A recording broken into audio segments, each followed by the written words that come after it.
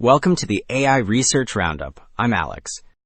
Today we're looking at a paper from the Hugging Face trending list, published on October 15, 2025, just yesterday, and this paper zeroes in on data quality as the main bottleneck for open multimodal models.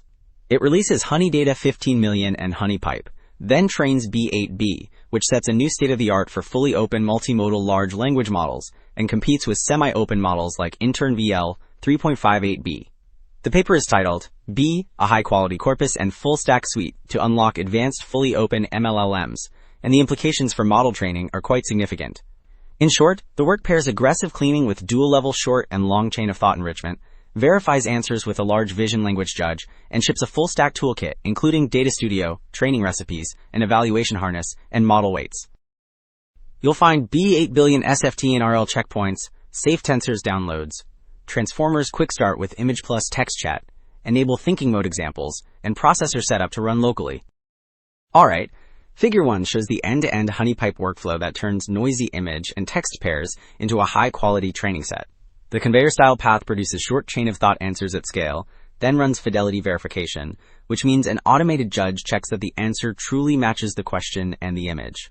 Items that fail or look hard get routed into a long chain-of-thought loop, where a stronger model writes detailed reasoning before being rechecked. Together, these stages clean, enrich, and validate data to build HoneyData 15 million.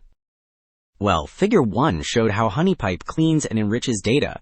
Figure 3 presents what that curated corpus actually contains. The chart breaks HoneyData 15 million into 7 categories, with general near 37% and chart around 25%. Caption sits near 15%, while stem, document, grounding and counting, and OCR share the rest.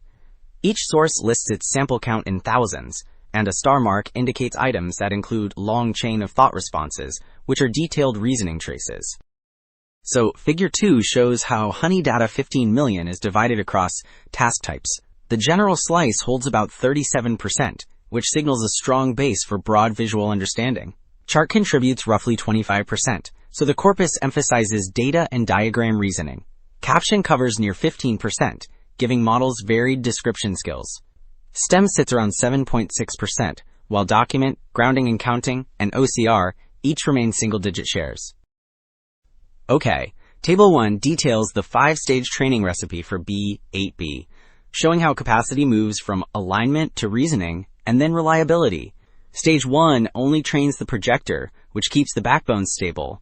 Stages 2 and 3 train all parameters on large multimodal sets, so the model learns vision language grounding and complex chain of thought patterns. Stage 5 applies group relative policy optimization, which is a reinforcement learning method that scores several responses against each other to reduce repetition and improve formatting.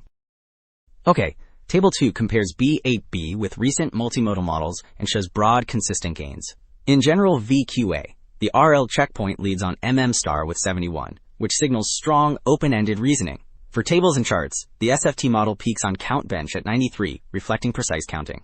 In math, MathVerse reaches 67, validating the chain of thought enrichment. Logic Vista records 61, indicating solid symbolic reasoning. Dynamath lands at 41, so the model handles dynamic multi-step math well.